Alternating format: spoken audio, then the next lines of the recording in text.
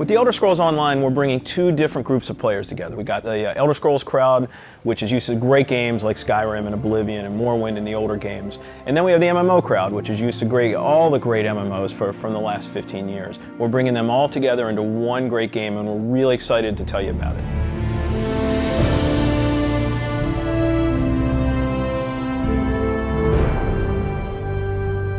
Elder Scrolls Online, everything you need to know about it is right in the name. It's Elder Scrolls, but it's online.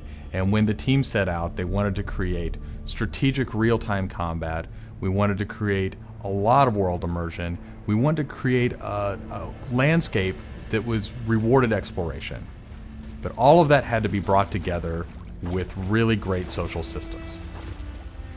So Elder Scrolls Online, it's set 1,000 years before Skyrim. And not only is it 1,000 years before Skyrim, but it draws on all the legends and everything that you've read about in the books that you find in Elder Scrolls games. So we've got 20 years of lore to draw upon. We made sure that Morrowind, Cyrodiil, and Skyrim feel like they do in Elder Scrolls 3, 4, and 5. The art style is right in line with those titles. Now you can explore all of Tamriel. You can return to places that you've seen before, and you can explore new places that you've never been.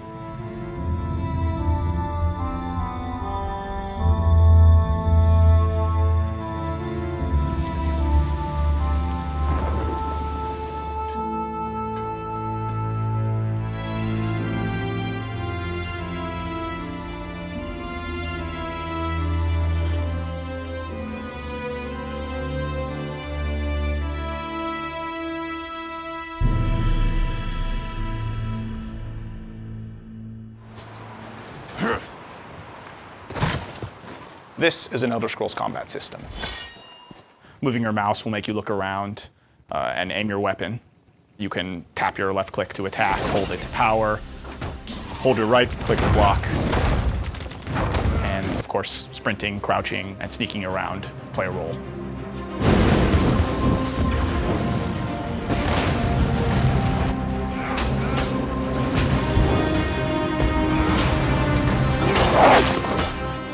All of our characters are designed so that hundreds of them can be on screen at one time. You're going to have lots of customization options to make your character look unique. You'll find Dwarven armors, Daedric armors, Elven armors, basically all the types of armor styles and customization options that you expect from an Elder Scrolls game and the Elder Scrolls lore. By far the worst experience of any online game is at its launch when you're trying to find your friends. You can't find people, you create a character on one shard and then you find out everyone else is on another shard and you have to move. That experience is not good. So we are not going to have shards. We have a technology we call Mega Server where all players are on one server. So all your friends are right there, you just create a character, you click play and you go. The game is smart about where to put you. It puts you in game spaces with your friends, with your guildmates. It's a way to be connected with everyone and the game figures out where to put you.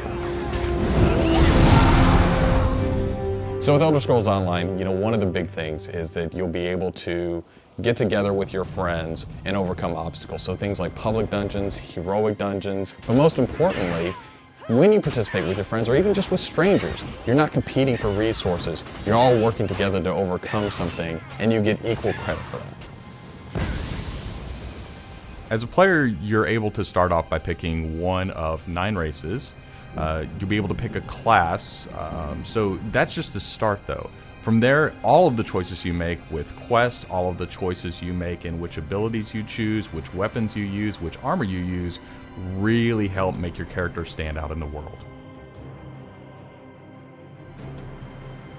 The basis for the customization system in Elder Scrolls Online is that you can use whatever weapon or armor type you actually want to use. You can play as a heavy armor character who's a tank with bow, or you can play as a mage who uses a two-handed weapon, or you can play as a sneaky guy who runs around healing people. With the combination that you've selected out of what armor type you use, what weapon type you use, and what class you use really creates a unique character experience for you. one of the things you're going to be able to do that's going to make you stand out is you have perks. For instance, perks allow you to become a werewolf or a vampire or maybe even have special pets. But it's not just about that. There are other things like how you increase your stamina, how you increase your magic, or how you increase your health that really take you from your initial class choice, and it makes you stand out because you're saying these are the things that are important to me. This is the way I want to play. This is the role I want to take in combat.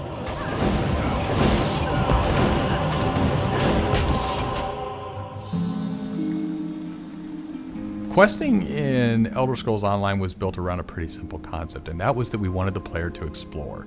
And we wanted, when the player explored, for them to be able to see something around a corner and say, oh, well, I was on this quest, but now I see something over there that's really interesting. And so they had this decision point of, which thing do I do next? And that's really where we want the player to go. It's not what do I do next, it's which one of these things do I do next. The way a player finds quests in our game is really through exploration. As they wander around the world, we have an on-screen compass, and that really points out the areas of opportunity or points of interest to the player. When the player finds a point of interest in the world, this is really where all of our story content is. And they're an opportunity for the player to make a change in the world. And a really good example of that is there's a werewolf invasion.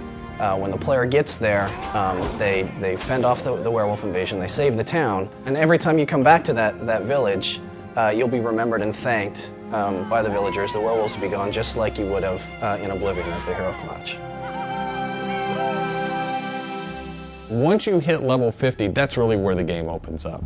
At this point, you're going into Cyrodiil to PvP, or you're deciding you want to go on a heroic raid with your guild and your friends, or maybe you might go into an adventure zone, which is our way of getting you into a zone where you can play solo, you can play with a small group, or you can play with a really large group to overcome obstacles.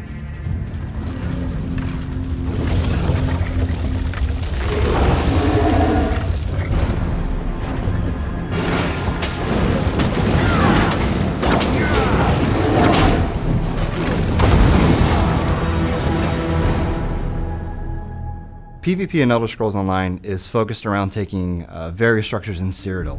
If you remember Cyrodiil from Oblivion, the space is very large, and that's a perfect setting for having three alliances fight each other. During this timeline, Imperial City is up for grabs, and there's no Emperor, so players are going to be fighting using trebuchets, catapults, all kinds of weaponry to take and hold keeps, structures, and resource fixtures around the keep to actually give the opportunity to crown one of themselves as an Emperor. It's really important to us that PvP isn't just a veteran game. It's got to be something that people can do from the very beginning because you want to be comfortable in getting into this. So we make sure that everybody is on equal footing. So even at level 10, you can go into our PvP area and really have a great experience and a good time.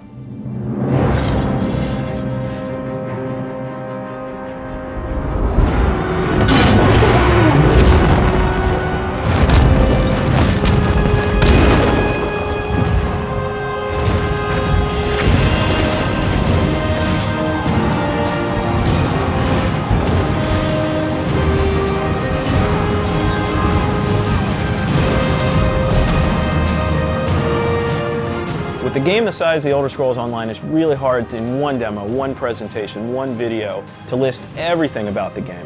So what you've heard today are the basics. Over time, we're going to go into more depth in everything you've heard about today, and then all the other systems which we haven't talked about yet. All these elements are going to come together and make Elder Scrolls Online the next great online RPG.